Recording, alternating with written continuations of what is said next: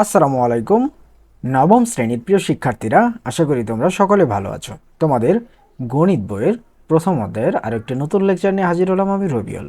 শিক্ষার্থীরা, আশা করি লেকচারটি দেখার আগে চ্যানেলটি সাবস্ক্রাইব করবা, কারণ নবম শ্রেণীর সকল বিষয়ের ওপর লেকচার এই চ্যানেলে আপলোড করা হয়।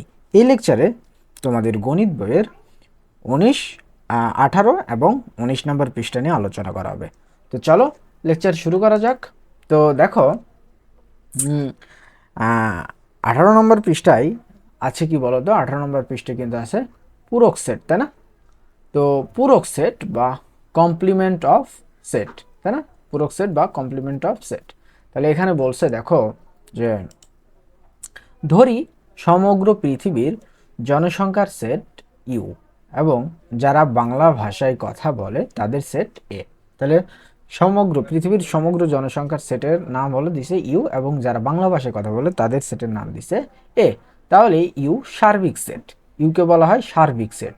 সকল জনসংখ্যা এই ইউ সেটের মধ্যে আছে, এটাকে বলা হয় সার্বিক সেট। এবং এ সেটটি এই সার্বিক সেটের উপসেট। এই সেটটি সার্বিক সেটের উপসেট। এবার বলো তো, বাংলা ভাষায় কথা বলে না এমন জনসংখ্যার সেট কিভাবে প্রকাশ করা যায়? কিভাবে প্রকাশ করা যায় বলো তো?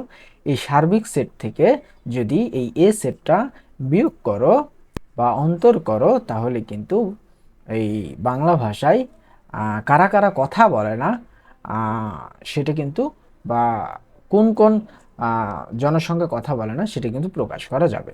তো বলছে এই সেটকে প্রকাশ করা হয়, এই সেটকে প্রকাশ করা হয় ইউ অন্তর এ দ্বারা। ইউ অন্তর এ দ্বারা, অর্থাৎ সার্বিক সেট অন্তর এ দ্বারা। এবং সার্বিক সেট থেকে বা ইউ থেকে এ এর সদস্য বাদ দিয়ে ইউ অন্তর এ গঠন করা হয়। অর্থাৎ ইউ অন্তর এ হলো বাংলা ভাষায় কথা বলে না এমন জনসংখ্যা।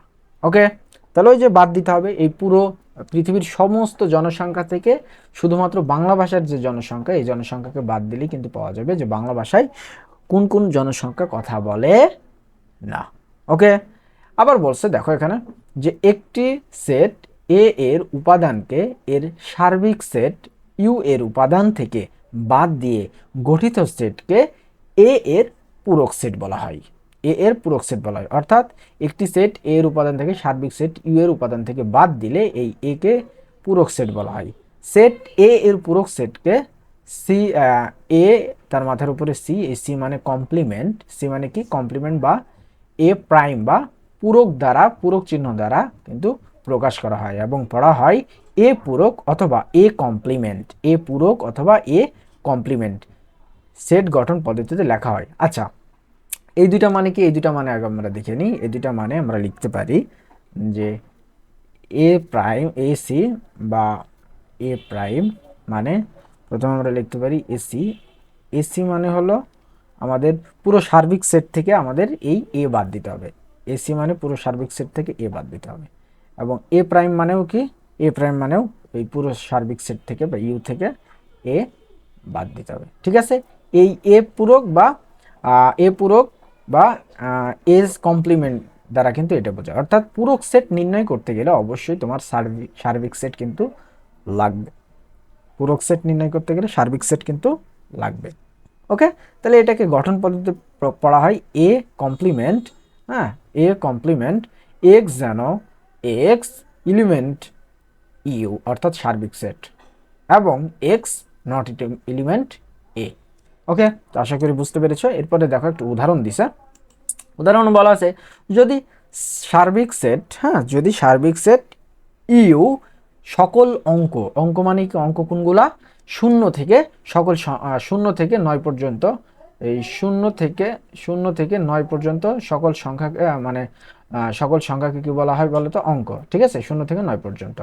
তাহলে বলছে যে যদি সার্বিক সেট ইউ সকল অঙ্ক বা ডিজিট এর সেট হয় এবং এ সকল জোড় সংখ্যা বা ইভেন অঙ্ক ডিজিট এর সংখ্যা হয়, তাহলে এ কমপ্লিমেন্ট নির্ণয় করো বা এ পূরক নির্ণয় করো। ঠিক আছে, তাহলে এই সার্বিক সেটটা কত হবে?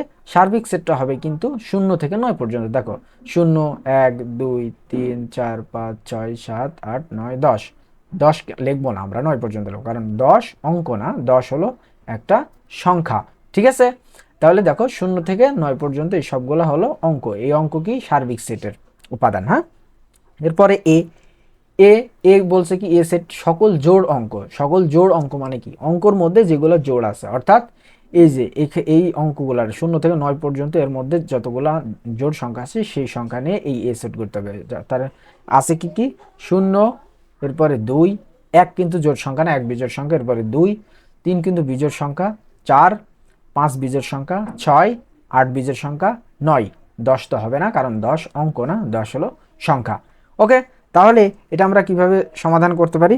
এটা আমরা সমাধান করতে পারি, সর্বপ্রথম আমরা এখানে লিখে নিব যে এ প্রাইম বা এ কমপ্লিমেন্ট, এখানে লিখব সার্বিক সেট থেকে বিয়োগ হবে এ। তাহলে আমাদের সার্বিক সেট কোনটা বলতো? সার্বিক সেট আমাদের 0, 1, 2, 3, 4, 5, 6, 7, 8, এরপরে বিয়োগ এ সেট কোনটা বলতো? এ সেট হবে 0, 2, 4, 6 এবং 8। ওকে, তাহলে এখানে বিয়োগ দিতে হবে, তাহলে বিয়োগ দিই চলো আমরা। এই দেখো এবার এই পাশে আসি 0, 0 বিয়োগ 0 বাদ দাও, তারপরে এখানে 1 আছে, এখানে 1 নাই, তাহলে এখানে 2 আছে, এখানে 2 আছে, তাহলে 2 2 বিয়োগ, এখানে 3 আছে, এখানে 3 নাই, এখানে 4 আছে, তাহলে 4 4 বিয়োগ, এখানেও 4 আছে বিয়োগ, এরপরে 5 আছে, এখানে 5 নাই, এখানে 6 আছে, এখানে 6 আছে, তাহলে 6 6 বিয়োগ, ঠিক আছে 6 6 বিয়োগ, এখানে 7 আছে, এখানে 7 নাই, এখানে 8 আছে, এখানে 8 আছে, তাহলে 8 বিয়োগ। এখন দেখতে হবে আমাদের এই সার্বিক সেটে কোন কোন উপাদান আছে। তাহলে সার্বিক সেটে বেঁচে আছে উপাদান 1, আছে হলো 3, আছে হলো 5, আছে 7, ঠিক আছে, এবং আছে কিন্তু সরি এখানে কিন্তু আমাদের আর একটা ডিজিট হবে, এটা হলো 9, এই যে 9, ঠিক আছে। আমরা একটু আচ্ছা আমি একটু ভালো করে লিখে দিই, এখানে কিন্তু আরও একটা ডিজিট আমাদের কিন্তু এখানে হবে, ঠিক আছে। তাহলে এখানে 7, এখানে হবে 8, এখানে হবে 9, ঠিক আছে, এই যে বিয়োগ, ঠিক আছে। তাহলে এখানে বেঁচে থাকলে এখানে 9 আছে, এখানে কিন্তু 9 নাই, তাহলে 7 এবারে 9। তাহলে এই এ পূরকের মান বের হলো কত? 1 3 5 7 9। এই যে দেখো এখানে যেটা দিয়ে রাখছে, কিভাবে বের করছে সেটা দেওয়া নাই, জাস্ট দিয়ে রাখছে, এই যে এটা এইভাবে বের করে। ওকে, তো আশা করি বুঝতে পেরেছ প্রিয় শিক্ষার্থীরা। এরপরে দেখো নিচ্ছেদ সেট বলছে কোনো একটি বিদ্যালয়ের নবম শ্রেণীর শিক্ষার্থীদের নবম শ্রেণীর শিক্ষার্থীদের কি আছে বলতো? নবম শ্রেণীর শিক্ষার্থীদের ছোট একটি দল আছে, ঠিক আছে। দলের সদস্য সংখ্যা 9 জন। দলের সদস্য সংখ্যা কয়জন বলতো? দলের সদস্য সংখ্যা হবে 9 জন। হ্যাঁ, এক মিনিট দাঁড়ো। ওকে, সদস্য সংখ্যা 9 জন। দলের সদস্যদের রোল নম্বর খুব মজার। প্রথম 9টি মৌলিক সংখ্যা, প্রথম 9টি কি মৌলিক সংখ্যা। দলের সদস্যদের রোল নম্বর প্রথম 9টি মৌলিক সংখ্যা।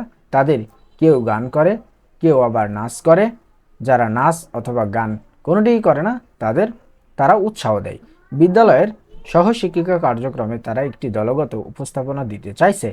কে কি করে তাদের রোল নম্বর অনুসারে নিচে দেখো। তাহলে এখানে বলছে মৌলিক সংখ্যা, সুতরাং বলছে মৌলিক সংখ্যার মধ্যেই কিন্তু কেউ গান করে, কেউ নাচ করে। তাহলে মৌলিক সংখ্যার যে সেট, এই সেটকে ইউ সেট দ্বারা প্রকাশ করতে হবে, বা কি সেট বলতে হবে বলতো? এই সেটকে সার্বিক সেট বলতে হবে। তাহলে সার্বিক সেট কোনগুলা, এর মান কোনগুলো হবে বলতো? এর মান হবে 2, মৌলিক সংখ্যা 2, 3, 5, 7, 11, 13, এরপরে হবে 17, এরপরে হবে 19, এরপরে হবে কি বলো 23, এরপরে হবে 23, ঠিক আছে। তাহলে 2 3 5 7 11 13 17 19 এবং 23। ওকে, বুঝতে পেরেছ?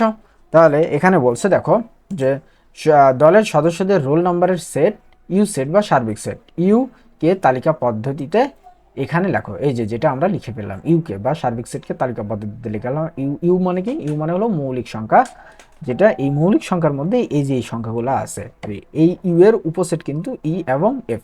এখন বলছে গান করে যারা তাদের রোল নম্বরের সেট। তাহলে গান করে যারা তাদের রোল নম্বরের সেট হবে হলো 5, 11, 17, 23। এটা গান করে যারা এবং নাচ করে যারা তাদের রোল নম্বরের সেট 2, 7, 13। এবং গান এবং নাচ করে না, তারা উৎসাহ দেয়, তাদের কিন্তু সেট গঠন করা হয়নি। এখন বলছে লক্ষ্য করো ই ইন্টারসেকশন এফ সমান সমান ফাঁকা সেট। ই ইন্টারসেকশন এফ সমান সমান ফাঁকা সেট। এই ইন্টারসেকশন মানে কি বলতো? এই ইন্টারসেকশন মানে শুধুমাত্র কমন, শুধুমাত্র কমন। দেখো তো এই দুটোর মধ্যে কোনো কমন আছে? 2, 2 নাই, 7, 7 নাই, কোনো কমন নাই। তাহলে লক্ষ্য করো ই ইন্টারসেকশন এফ সমান সমান ফাঁকা সেট, অর্থাৎ তাদের পক্ষে একটি সাধারণ দলগত উপস্থাপনা দেওয়া সম্ভব নয়, কারণ এই দুটো কি বলতো? ফাঁকা সেট। এমন ক্ষেত্রে বলা যায় ই এবং এফ পরস্পরের নিচ্ছেদ সেট, নিচ্ছেদ সেট। তাহলে এখানে আবার বলছে দেখো যে দুইটি সেট এ এবং বি কে নিচ্ছেদ সেট বলা হয় যদি কেবল এই দুইটি ইন্টারসেকশন ঘটালে যদি উত্তর ফাঁকা সেট হয়, উত্তর ফাঁকা সেট হয়, তাহলে ওই দুটি সেটকে বলা হয় নিচ্ছেদ সেট। এ এবং বি কে বলা হয় নিচ্ছেদ সেট কখন? যখন এ ইন্টারসেকশন বি, ইন্টারসেকশন মানে শুধুমাত্র দুইটা সেটের মধ্যে যেগুলো কমন, সেই কমনগুলো নিয়ে গঠিত হবে ইন্টারসেকশন সেট। ওকে, তো এরপরে বলছে দেখো যাচাই করো উপরের সমস্যাটির প্রেক্ষিতে নিচের সেট দুটি নির্ণয় করো এবং সেট দুটি সম্পূর্ণ দলের প্রেক্ষিতে কি নির্দেশ করে লেখো। ঠিক আছে, তাহলে প্রথমে আমরা 1 নাম্বার করব, এরপরে আমরা 2 নাম্বার করব। এই দুটো কিন্তু এই সবগুলো কিন্তু পূরক সেট। তাহলে আমাদের পূরক সেট নির্ণয় করতে হবে। পূরক সেট নির্ণয় করার জন্য অবশ্যই আমাদের কি লাগবে? সার্বিক সেট লাগবে। তো চলো আমরা সেট নির্ণয় আমরা শুরু করে ফেলি। তো আমাদের সার্বিক সেট দেখো, যেটা আমাদের মৌলিক সংখ্যার সেট দেওয়া ছিল এই যে এখানে, কিন্তু সার্বিক সেট কোনটা বলো তো? এই যে এটা কিন্তু আমাদের সার্বিক সংখ্যার সেট। এটা হলো ই এর মান, এটা হলো এফ এর মান, এইগুলো দিয়েই কিন্তু আমরা এইটা সমাধান করে ফেলবো। তো দেখো এখানে আমরা প্রথমে লিখলাম 1 নম্বর দিয়ে যে দেওয়া আছে, দেওয়া আছে দিয়ে আমরা তুলে ফেললাম। এরপরে প্রথমে আমরা সার্বিক সেটটা লিখে নিব। 2, 3, 5, 7, 11, 13, 17, 19 এবং 23। ওকে, এরপরে আমরা ই লিখে নেব। ই কোনটা? ই হবে 5, 11, 17 এবং 23। ওকে, এবার এফ লিখে নেব আমরা। এফ কোনটা? এফ হবে 2, 7 এবং 13। আচ্ছা, সর্বপ্রথম আমরা নির্ণয় করব, যেহেতু আমাদের নির্ণয় করতে বলছে কি বলতো? আমাদের নির্ণয় করতে বলছে কিন্তু এই যে এটা। প্রথমে আমরা ই কমপ্লিমেন্ট নির্ণয় করব, এরপরে এফ কমপ্লিমেন্ট নির্ণয় করব। 2 নম্বরে প্রথমে ই কমপ্লিমেন্ট, এফ কমপ্লিমেন্ট। 1 নম্বরে আছে কি? ইউনিয়ন, 2 নম্বরে আছে ইন্টারসেকশন। ওকে, তাহলে দেখো সর্বপ্রথম আমরা কি করে নেব? সর্বপ্রথম আমরা এখানে নির্ণয় করে নেব ই কমপ্লিমেন্ট। ই কমপ্লিমেন্ট মানে কি? সার্বিক সেট থেকে ই এর মানটা বিয়োগ দিতে হবে। তাহলে সার্বিক সেট থেকে যদি ই এর মানটা তুমি বিয়োগ দাও, তাহলে ইও এটা বিয়োগ দিতে হবে। ঠিক আছে, তাহলে আমরা সার্বিক সেটটা লিখে ফেলবো। সার্বিক সেট আছে 2, 3, 5, 7, 11, 13, 17, 19, 23 বিয়োগ। এরপরে আমরা ই সেটটা লিখব 5, 11, 17 এবং 23। ওকে, তাহলে এখন আমরা চলো বিয়োগ করা শুরু করে দিই। তাহলে বিয়োগ করলে আমাদের কত আসে বলো তো? এখানে কিন্তু 2, 3, 2, 3 কিন্তু এখানে নাই, এখানে 5 আছে, এখানেও 5 আছে। তাহলে 5, 5 কি হয়ে যাবে? এই 5 এবং এই 5 বিয়োগ হয়ে যাবে। এরপরে এখানে 7 আছে, এখানে কিন্তু 7 নাই, এখানে 11 আছে, এখানেও 11 আছে। তাহলে এই 11 এবং এই 11 কিন্তু বিয়োগ। এরপরে এখানে 17 আছে, এখানেও 17 আছে, তাহলে এই 17, এই 17 কিন্তু বিয়োগ। এরপরে এখানে 23 আছে, এখানে 23 আছে, তাহলে এই 23, এই 23 বিয়োগ। তাহলে আমাদের সার্বিক সেটে কি থাকলো? সার্বিক সেটে আমাদের পড়ে থাকলো 2, 3, 7, 13, হ্যাঁ, তারপরে হলো 19। ওকে, তাহলে এটা হলো আমাদের ই পূরক সেট বা ই মানে কমপ্লিমেন্ট নির্ণয় করলাম। এরপরে আমরা এফ কমপ্লিমেন্ট নির্ণয় করব। ঠিক আছে, এফ কমপ্লিমেন্ট বা এফ পূরক সেট নির্ণয় করব। তাহলে ইউ থেকে সার্বিক সেট থেকে এফ বিয়োগ যাবে। তাহলে বিয়োগ করলে কত হয় বলো তো? প্রথমে আমরা সার্বিক সেটটা তুলে ফেলবো। 2, 3, 5, 7, 11, 13, 17, 19 এবং 23। ওকে, এরপরে বিয়োগ এফ, এফ কি আছে 2 7 13।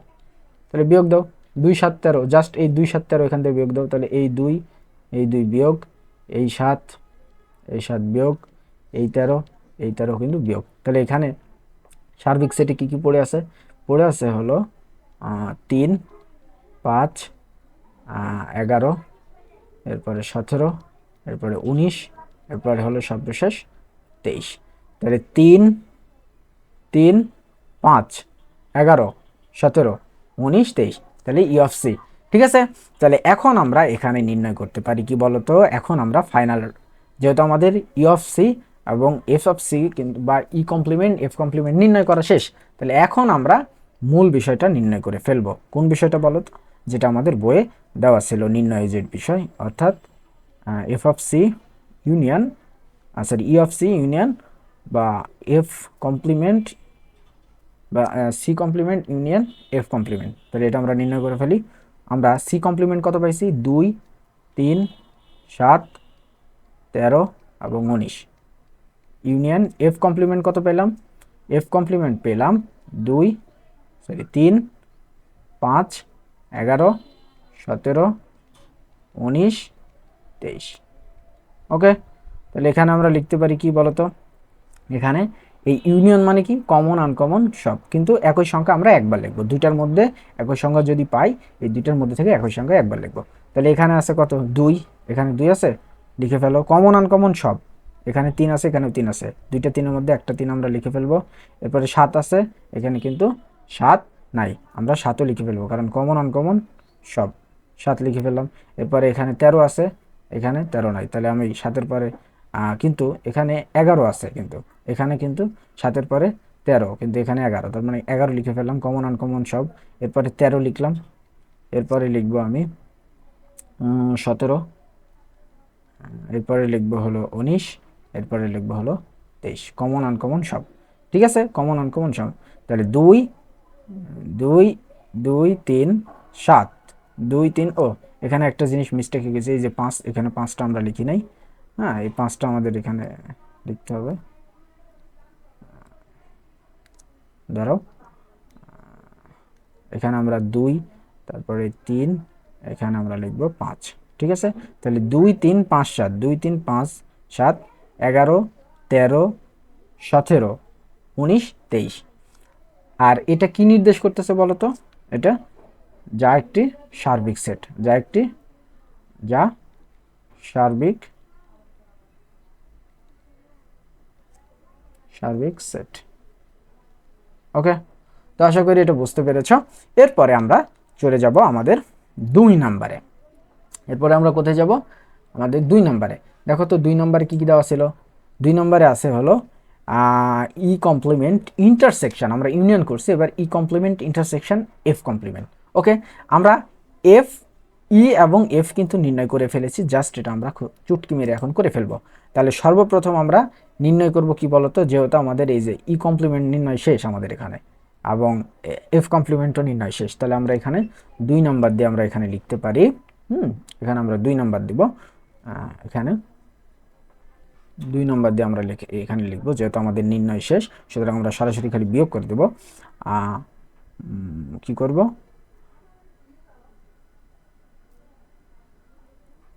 আমরা সি নির্ণয় করতে গেলে ইউনিয়ন থেকে আমাদের বিয়োগ করতে হবে ইউ। তাহলে এটা বিয়োগ করো, 2 3 5 7 11 13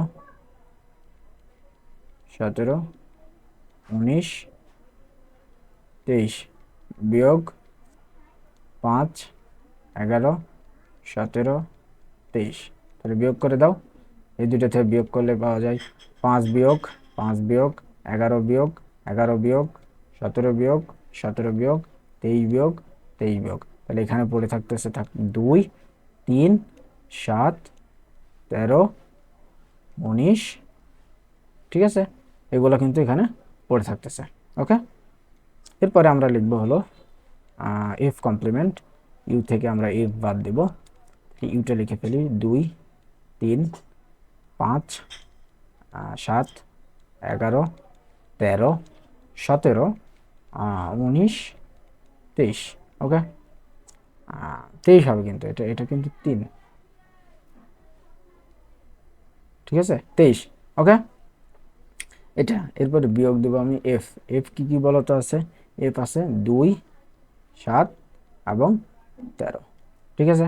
আচ্ছা তাহলে এখানে বিয়োগ দাও, 2 বিয়োগ দাও, 2 বিয়োগ দাও, 7 বিয়োগ দাও, 7 বিয়োগ দাও, 13, এখান থেকে 13। তাহলে এখানে কি পড়ে থাকতেছে? এখানে থাকতেছে 3, এখানে থাকতেছে 5, এখানে থাকতেছে 11, তারপরে এখানে থাকতেছে হলো এই যে 17, এখানে থাকতেছে 19, এখানে থাকতেছে 23, ঠিক আছে। এখন আমরা ইন্টারসেকশন করব, ঠিক আছে। ই অফ সি বা ই কমপ্লিমেন্ট ইন্টারসেকশন, এখানে ইন্টারসেকশন ঘটাবো এফ কমপ্লিমেন্ট, ঠিক আছে। তাহলে আমরা এটা কি লিখতে পারি? এটা লিখতে পারি হলো 2, 3, 7, 13, 19 ইন্টারসেকশন। ইন্টারসেকশন আমরা লিখবো এখানে কি কি? 3, 5, 11, 17, 19 এবং 23। তাহলে শুধুমাত্র কমন যেগুলো শুধু মিলবে, তাহলে এখানে 3 মিলবে, এখানে 3 মিলছে, তাহলে 3 হলো এটার একটা উপাদান। এখানে 5, এখানে 5 আছে, এখানে 5 আছে, নাই এখানে 5 নাই। 3, 7, এখানে 7 আছে, বাট এখানে আবার 7 নাই, মিলবে না। এখানে 13 আছে, এখানে কিন্তু আবার 13 নাই, মিলবে না। তাহলে এখানে 19 আছে, এই যে এখানে কিন্তু 19 আছে, তাহলে মিলে গেছে শুধু 19। বাকি আর কোনোটা কিন্তু কোনোটার সাথে কিন্তু মিলতেছে না, যেটা মিলবে সেটাই। ওকে, তাহলে এটাই হলো এই F complement intersection, sorry E complement intersection F complement. এটা নির্দেশ করতেছে কি? যারা নাচ ও গান কোনোটি পারে না। এটা এই 3 এবং 19 নম্বর যে উপাদান, এরা নাচ গান কোনোটি পারে না। তাহলে নাচ ও গান